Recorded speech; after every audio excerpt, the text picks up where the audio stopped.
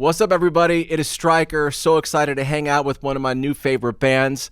The Paradox is here. Guys, it is so nice to meet you. I'm just going to start off. Congratulations on the success over the last 12 plus months. I mean, you guys are really doing it. Yeah, it's been an insane ride, hasn't it, boys? It's been a roller coaster, only going crazy. up. Love every second. Eric, I'm just going to go with the last year. Has it exceeded your expectations, met your expectations?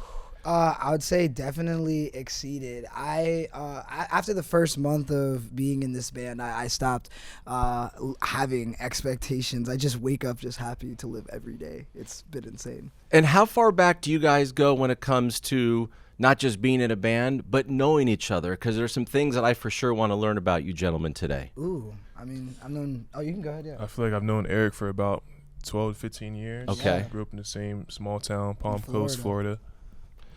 And Donald, did you guys always want to be in a band 12 years ago? Is it something you discussed? Like, this is where we're going to do this someday? Not really, but we were in a guitar class, so I wanted to learn how to do music one day, and here I am. Yeah, for me, I was always doing music. At that point, I'd been playing guitar since like the summer before, and I was a grade below Donald, so I went into the class and I was just like, I really want to be in your class, and like and that was when I ended up meeting him. But yeah, I'd always wanted to do a band though. Yeah.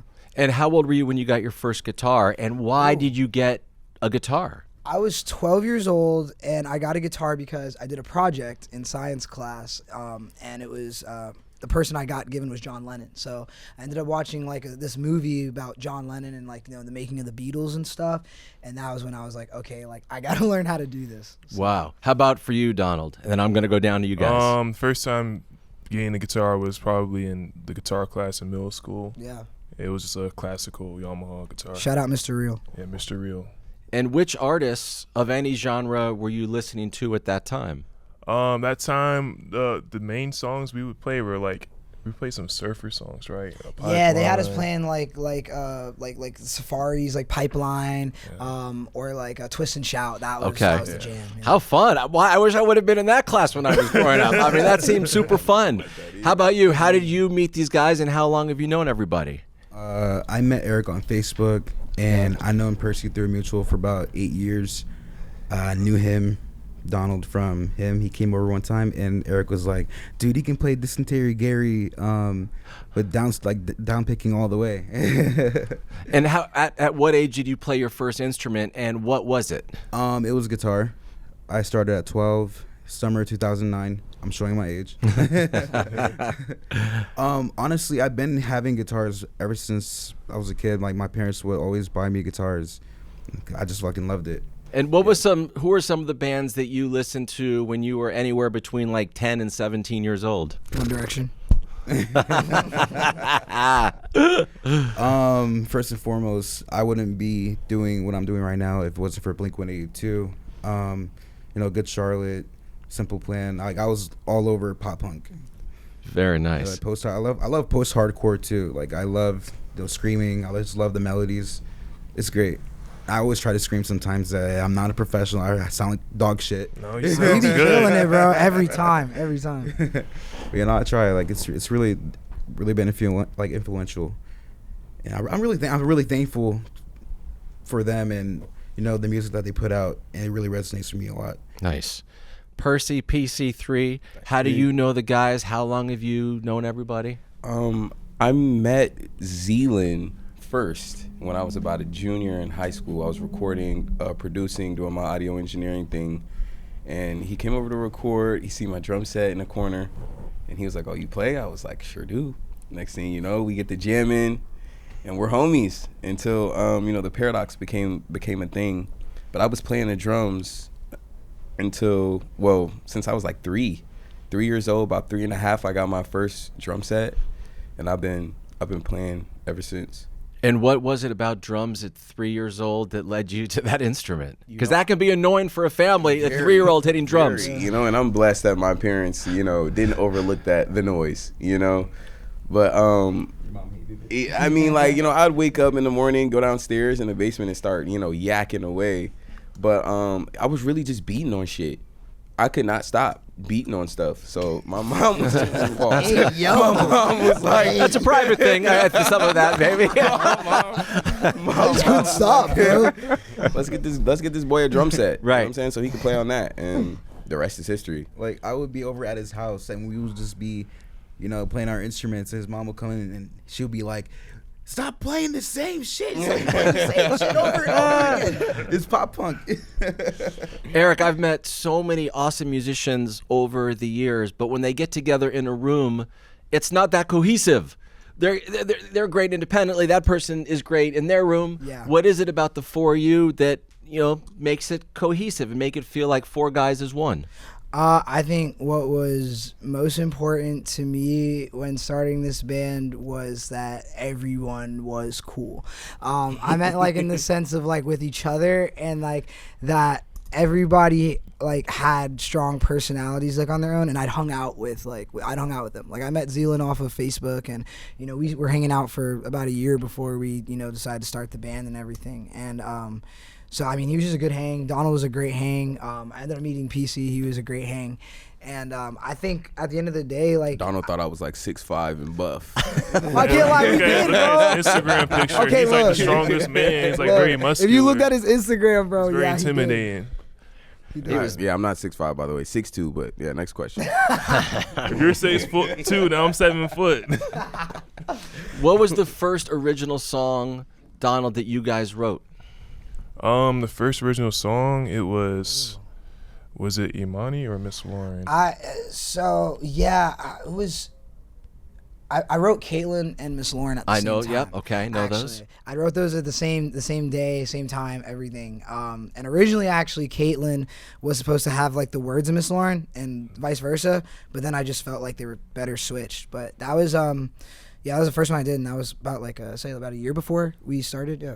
And then how long did it take so a song is complete? Did you throw it out there immediately? Did you have any nerves or anxiety like, okay, it's not mine anymore. Whoever's going to hear this is going to hear this now? I mean, I think for me it was, originally like, I wrote the songs, but it was like I needed to make sure it was put out the right way. So I wanted to make sure like, I had like, a group, and a solid one at that. So I was willing to, wait to, have that happen. And it was kind of like, the universe or God, whatever you believe in, just put these guys into my life, and we were able to, make that happen. But yeah, it was definitely a little scary once we actually did put it out there, See, the first song me and Eric wrote together was called "Falling for You." Facts. Nobody really knows that, but it's a little fun fact. It's a banger too. What about the live shows for you guys? How long did it take, or maybe you're still working on it, to just feel like, guys, we got this on stage? The confidence level is like a 10 out of 10. How does it feel right now? Zealand will go to you on this. Dude, it feels great. Like, the on-stage chemistry is awesome. I love fucking with them. Making faces and stuff. Man, last show you pushed me, man. Yeah, what was up with you that? pushed me and shoved me. Try reading that You're just song. acting it out, bro. Let's put a car Method on acting, stage dog. and get hit by a car on stage. What is the excitement level like for a young band these days? Like, if you hear one of your songs on the radio, you're driving around, you put it on our station in LA, Alt 98.7, we play it like crazy. What's that like? Heart First time. radio. Yeah. And I heart radio for playing the Paradox. It's amazing. It's honestly the coolest thing ever. If you ever watch that movie, That Thing You Do? Of course, a million times. Come on, yes. now, so you know the Ball. Oneaters. All right, yeah. Yes. So you know Ball. That scene when like that song was playing on the radio, Right. it's real life. It's like that. They're running down the street. We're Every on the time. radio, we're on the radio. Yeah, I never get tired of it. Like I was raised by my grandparents, so it was like when we were blowing up on like social media and stuff, they didn't really get it. They're like, oh, cool. But once I was like, oh, like they're playing us on the radio, it's like, whoa, you're really doing something. Donna, when did it feel like, I'm sure the band felt real in the beginning, but when did it feel like, wow, we're actually really doing this, we are professionals, things are happening for us? It had to been the show we did with Jack White. Oh boy, okay, tell me about that, please. Yeah, his tour manager hit us up like during like the first couple of weeks, asking us if we want to open up for him in Nashville. So And we weird, were like, dude. Shit, yeah, let's do it. Like, I mean, like we were skeptical about it, of course, but we got there, saw Jack doing sound check, and wow, we were was sold out. so pumped. It was first sold out show I've ever played. Mind you, I had it was never huge. been to a concert before. Is that so? Your first concert you played at, Exactly. and Jack White, Rock and Roll Hall of Famer, was the headliner, and you opened for him. Exactly. That's pretty right. good. My first concert ever. Like, I really enjoyed that. Yeah. I'm not gonna lie, that was was really hot. taken back. No Sunday Yeah. on that one. And Shao, we just saw the dude at Sublime Fest. He was from that show, Basement East. For real. Oh wow. Is it the dude with the pink hair? You remember? Yeah. Yeah, he was from Basement East, bro. That blew my mind. Because he said that. He was said like, that. yeah, I saw that. Basement, I was literally seen our that second Basement East. show I was like, ever. Basement East. How do you? Wow. Yeah. It's like the guy right here. OG. Wait, I want to go back to you as that was your first concert that you ever went to, and the first show that you ever played. What sort of nerves did you have, if any, that day? I had to say I didn't have nerves would be cap. Because I was nervous. I was definitely nervous. Scared? No. But nervous? Yeah. And one thing about it that actually really helped me out, I learned that nervousness and excitement looks the same in the brain and brain activity. So you're not nervous, you're just excited, gang. You know, so when you can transmute that into that, it feels a lot better. It feels a lot better. But I was definitely nervous as shit. I'm not gonna lie. I was. What grade do you give yourself individually on your performance that night? That's a good question. I would give myself an A. An A. An Okay. A. I'll plug in and give him an A+ bro. He was A++. A+ from Jump Street. Like, Oh, yeah. that was literally his second show. That was the second show we ever did together, and I think like our first show was only like what, a week, but not even like a few days before that. Yeah, they did like a little And house we had show. just in met him Atlanta. like 2 days before that. Wow. Yeah. I auditioned him to be in the band, and I was gonna audition like a few people, but like he was the first person, and I was gonna let him know the next day, but I was just like that night, I'm like, bro, if you want it, you're in, bro. You're in, bro. Like, And how'd you hear of the audition to get in the Paradox? Okay. Zealand was there you plugging him go. from Yeah, he Jump plugged Street. me. Okay. I know the guy, man. I know the guy. All the while I was at work at Racetrack, is gas station back in Georgia. I was on my shift. I went to the back. I called him. I was like, bro, remember all those times I told you that we were gonna go to the top? This is now. I need to go now. This is the moment I've been telling you for all these years. The time has come. Call. And And I put up to the crib at what, like 2 o'clock in the morning? Like 1 o'clock in the morning? Your parents were there. I was like, yo, your parents are here. I'm like, I play like mad hard, mad loud. It's mad late. Like, I don't want to have to, bro. I don't want to have to wake nobody up. He was like, nah, you're good, bro. First day, I end up going straight through his Tom head. He did. First night. He did. Nice. Eric, I'll go to you on this. What was your first concert you ever went to? Oh, the Wiggles when I was 3 years old. Oh, is that right? Yeah. Okay. Shout out to the Wiggles. I love the Wiggles. If it wasn't for them, I would not be doing music. I know it sounds like cat, but it's real life. Cause they taught me what what drums were and what guitars were and keyboards and all that stuff. And yeah, that was my first concert. But my second concert that like I went to that really made me want to do music was Usher. And I actually was really disappointed when I went to see Usher because I wanted to see the Jonas Brothers. But it was my cousin's birthday. She wanted to see Usher. I didn't know who Usher was. I was like 6 years old, right? Right. So we go and we see him. And I was like, oh my gosh, it was amazing. He was all like, I want to make love in this club. And like all the girls going crazy, bro. And I was like, I don't know what that is, but I want to do that when I grow up.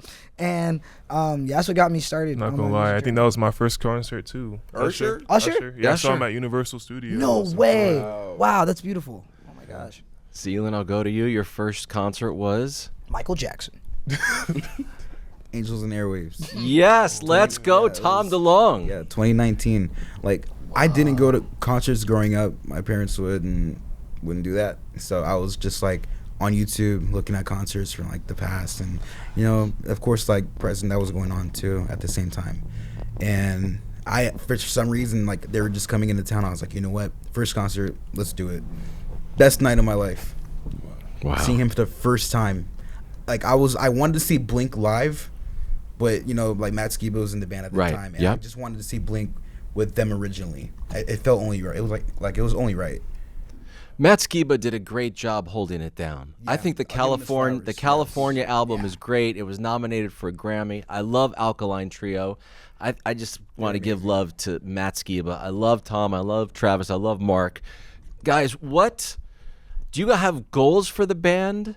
Like you huddle up and talk about that stuff, or whatever happens authentically, you just work hard and it comes your way? Are there goals? Manifestation. Yeah, I think we all have personal goals. I do believe in manifestation heavily. I think it's a big part of what got us here. Like I said, a week before I started the group, I was watching a video on the creation of Dookie and Kerplunk. Right. And I was like, I don't know, man. I'm going to meet these guys one day. And then, like, literally a week later, I was talking to Billy Joe in my DMs. It was wild. So, like, I don't know. We have goals that we talk about. And I think we all have, like, personal, goals and stuff that we want from music. Like, a number one was one for me. Obviously, like, a Grammy, things like that. But I think, honestly, like a lot of the stuff just happens sometimes, very fast, like the Tiny Desk thing, that kind of just like happened, literally. It really did. Like someone And just from Tiny Desk just commented on a post of ours. It was like, you guys should be on Tiny Desk. Like, yeah, we should. That'd be awesome. Been watching that show in my drawers for the past 15 years. Like the fact that we're on it, that's insane. Wow. That's insane. But I'll say I think my biggest goal personally, like out of for the band and all this, I think just as a person that makes music is to invoke the same feelings that I got from the people I love, right? Like from the Beatles and Michael Jackson and just all of Motown, all the great music that I love, and just create something that hopefully 200 years from now, people will still be able to enjoy, Big fact. Zealand, what makes a great song, and do you know it's awesome when you guys make it? Honestly, I'm gonna be real with you, dude. When we just make a song, we don't try hard. It just comes naturally, and we don't even think about making the best hits. We just want to make great music, and that's all that matters. Facts. How long did it take to create Get the Message? Ooh, that was okay. It depends. So we had the bones of it, the track that you hear, all the instruments was done that first day. Actually, Shout out Mike Pepe. Yeah, shout out Mike Pepe. So that was our first session working with Pepe, and I sat there as I came up with I had the hook, and I was like, all right, bet. And then we came up with the verses, and Zealand had the riff, all right. Just doodling. Yeah, and I was like, that's it. That's the song, and came up with that. But I think we did 2 more rewrites on the verses. The verses we couldn't really get that right, but yeah. But I'd say it probably took a day. I think 3 days, I guess. 3 days total. Yeah. I've had a lot of bands, luckily. Been in your chairs, been at my house from Linkin Park and System of a Down and everybody in between. Okay, subtle flex. That's subtle. Well, I have a question coming as a result of that. Death Cab for Cuties from Seattle, but they don't make that grunge music, but they're of a certain age. You guys are from Atlanta. Of all the styles of music out there, pop, punk, what do you love about that kind of music? It's suburban music. Me and Donald, where we grew up, it was a very small suburban town, and I think for me, when I got into that stuff, it was off just diving on YouTube back in 2023, and I found it's these guys are just like me and my friends, literally just the stuff that we did, just pulling pranks and just all the stuff that you do when you're bored in suburbia. And that was when I brought it to Donald, I was just yo, I like this music and I feel you'll relate to it too. Yeah, he'll show me the Sum 41 music videos. Fat Lip. Yeah, Fat Lip. I love the Fat Lip video. So yes. punk, man. So they good. didn't give a fuck about anything. But I think just the energy, man, because then Zealand, the first time me and Zealand ever hung out in person, we were talking over the phone and stuff, and he was like, yeah, man, I'm going to this Newfound Glory concert. You want to come out? I was like, yeah. It's my first time moshing, first time just seeing it live, and we were just we're going to start the greatest pop punk band That ever, lineup bro. was stacked. It was crazy. It was, All American Rejects, bro. I love them. Oh my Get Up gosh. Kids. Yeah. Yeah, I think that was a Newfound Glory, and that was about it. Yeah.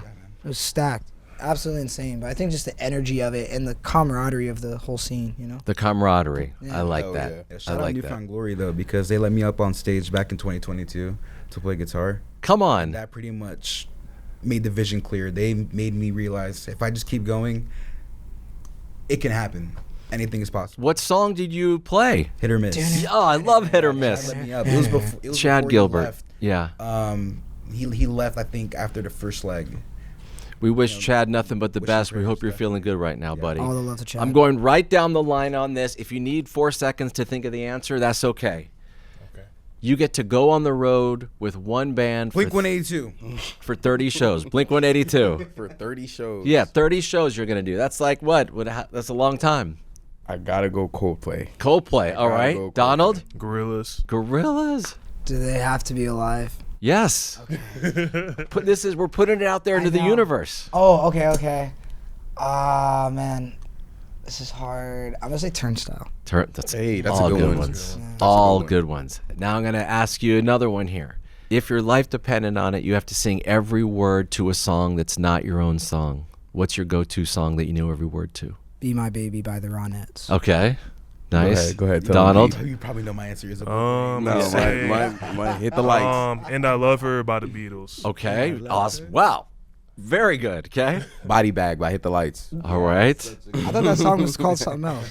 Nah, it's Body Bag. It's a body fan. If my life depended on it, I'm gonna cheat this one out. All the small things. All the small things. There you go. Guys, what is the plan? I guess it's kind of like a business/creative question. Is the plan to make 15 songs and then release them all at one time at some point? Or is it going to be like, we'll get 1 here, 2 there, 3 there? How's it going to go down for your band? Ooh, I think eventually you just want to like just get bodies of work. I think I could speak for like all of us when we say we love albums. We do. I love listening to albums like it's like a book. You know what I mean? Like a book or like a movie, like a TV show. Like it's just got the beginning, the ending, the everything, like all the pieces of it. Like Enema of the State, that is a perfect album, in my opinion. Yeah. But I think just like making bodies of work that feels true to us, getting our influences, out there. I think not just even being just a pop punk band, but just being a band, Right. We love all different types of music and stuff like that. I might get hate for this. I prefer Toy Patch over Anima. Wait. Get out! Nah, honestly, dude, Toy Patch is perfect too. It's like a darker Enema. It's like Enema Part 2. I thought Self-Titled was your favorite. No, it's their best work.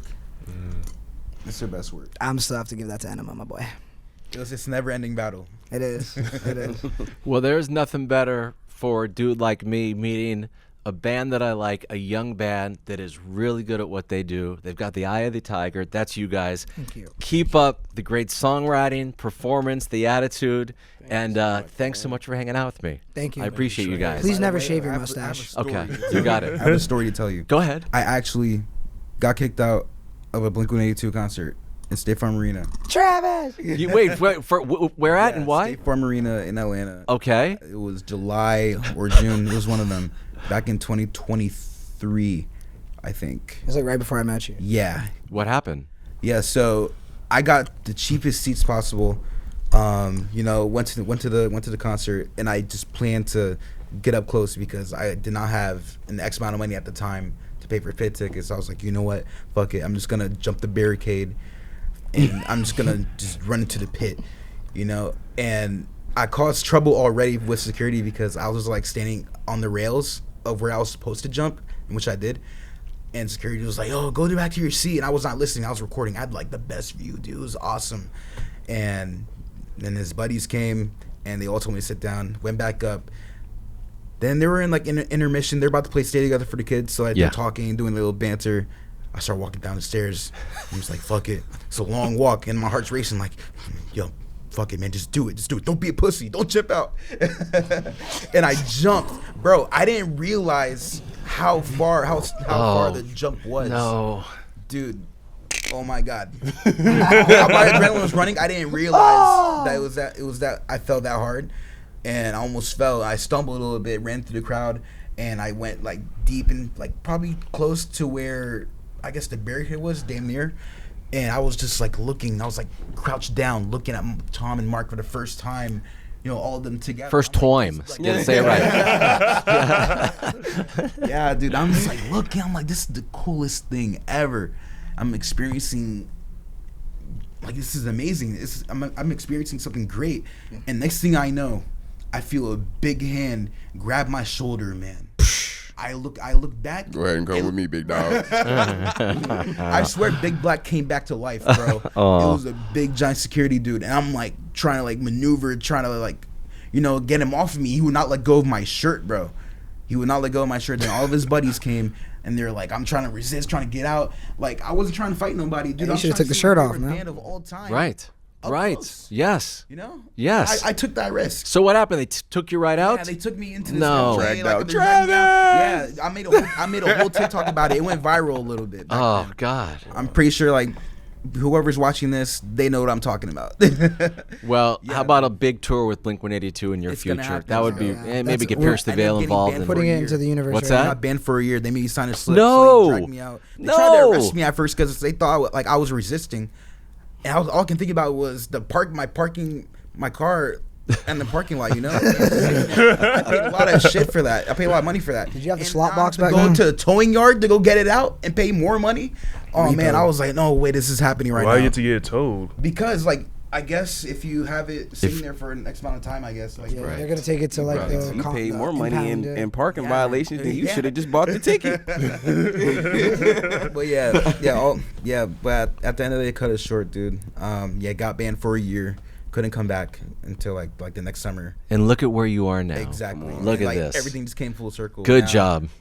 Yeah, Travis was like, yeah, dude, you can come to like any Blink shows whenever you want, dude. Like, don't even worry about it. I Perfect. was like, oh my god. You got the golden ticket for Blink-182? All right, we're going to wrap it right there. Thank you, gentlemen, very Thank you for much. having us. I will keep the mustache. Thank you. For the Paradox, I am Stryker. Thanks for watching, everybody. See you later. My ankles were fucked up.